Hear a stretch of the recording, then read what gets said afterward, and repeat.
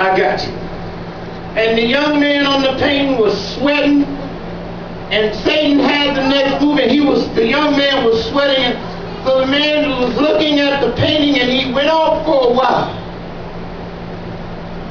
And he asked for the guy that works in there, he asked him for a chessboard. Because they were on the painting, they were playing chess, and this young man was a world-renowned chess player. So he's looking at the chessboard on the painting, and he pauses and he looks at the painting and he looks at his chessboard. And he looks at his painting and he looks at the chessboard. And he's thinking. And he just pauses and it gets quiet.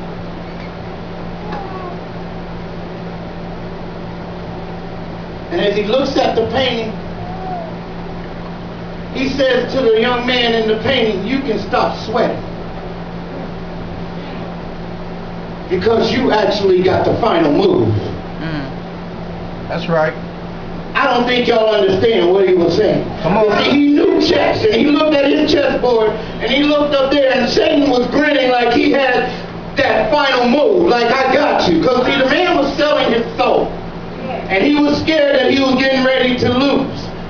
And the young man looked at the painting, and on the painting he's sweating. He says, "You can stop sweating."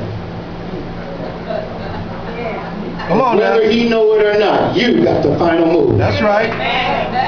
Hallelujah. Hallelujah. Yeah. It only looks like the devil is winning. See, when you're going through spiritual warfare, it only looks like the devil is winning. But there's still another move on the board. That's right. And you get to make the last move. That's it. That's it. He don't get the final move. A great deal of us Christians have been duped into thinking that the devil is winning. We've been fooled. We've been bamboozled. We've been hoodwinked into thinking that the devil is winning. Come on now. That he gets to make the final move. That he's running the show. That he's running everything. That he's calling all the shots. That we're merely just puppets on his string. We've been fooled, you all. But I have some good news. You, not he. You, not him, get the final move. That's right. Amen. To understand that to understand this, you have to understand the history of the conflict we call spiritual warfare. See, there's a history in spiritual warfare. There's a conflict. And you have to understand the history behind it to understand where your move is. That you have the final move. See, first of all, God made the first move when he created angels. Now we finna play chess here, you all. Now watch all these moves. God made the first move when he created angels. Then Lucifer reacted negatively to that move when he rebelled against God. And he took a third of the angels with him. Next move. Then God countered that move by creating man in his own image. A little lower than the angels.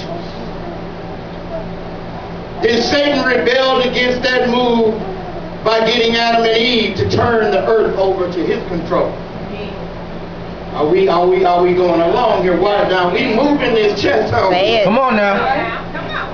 Then God countered that move by providing Adam and Eve a redemptive covering. So that they can return back to fellowship with him. God forgave them. He covered them.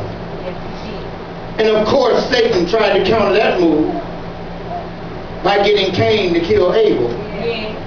in order to cut off the godly line. Come on So, now. come on. Okay? Come on. They playing. Yeah. Oh, yeah. Oh, yeah. Can y'all see these chess moves? That's right. Yeah. Then God countered that move with the birth of Seth. Satan thought he had. Right. God birthed another child. Right. Yeah. So that men will begin to call on the Lord again. Uh-huh. Then Satan tried to counter that move through the birth of Nimrod, Hmm. Come on. who built the civilization of Babylon and Syria, Right. Yeah. and they gathered at the Tower of Babel to build a religion in defiance of God. Come on now. Now that's when God countered that move by finding a man named Abraham, Come on. stating, I'm going to create my own nation that will obey God.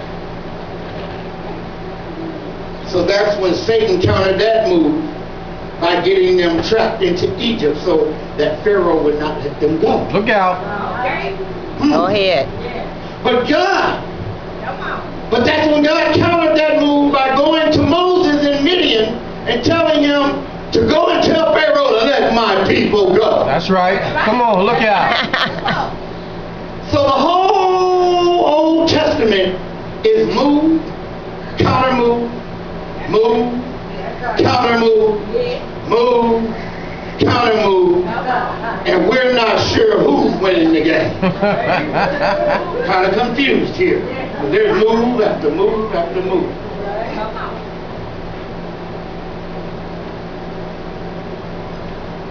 Then we get to the end of the Old Testament. After all of these moves through the Old Testament, the moves and the counter moves and the moves and the counter moves and the moves and the counter moves, we get to the end of the Old Testament. If you remember, there's 400 silent years That's right. between the end of the Old Testament and the beginning of the New Testament. There's 400 silent years. Both sides are just staring at each other. That was a stalemate. There you go. Just stalemate. Come Yeah. on now. 400 years.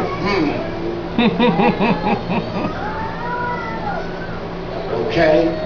We still playing chess. When the New Testament opens back up, when it begins in Matthew 1, it begins with so-and-so beget so-and-so, and so-and-so beget so-and-so, and so-and-so beget so-and-so, and there's all these begets, and there's all this family line going down with all these moves. This is back after the 400 years. This is the first thing after 400 years. You open up Matthew 1, it talks about the family line, somewhere in that 400 years. That's right.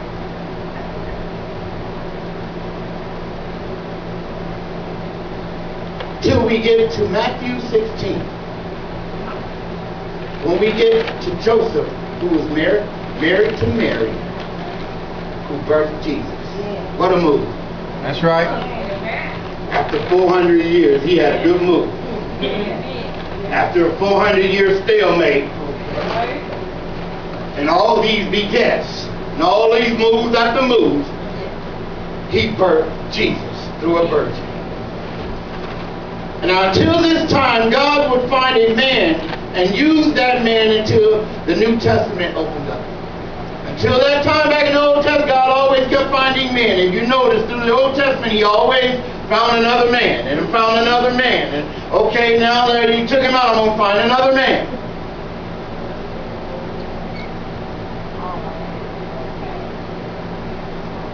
God said, I'm tired of this mess. Let me come down here and take care of this myself. Amen. And he did. Amen. So God became a man in the person of Jesus Christ. That's right. He came down himself. What a move. What a move. Check. Now Satan tried to counter that move by tempting him in the wilderness. Yeah. But then Jesus countered that and overcame that move with the use of the word.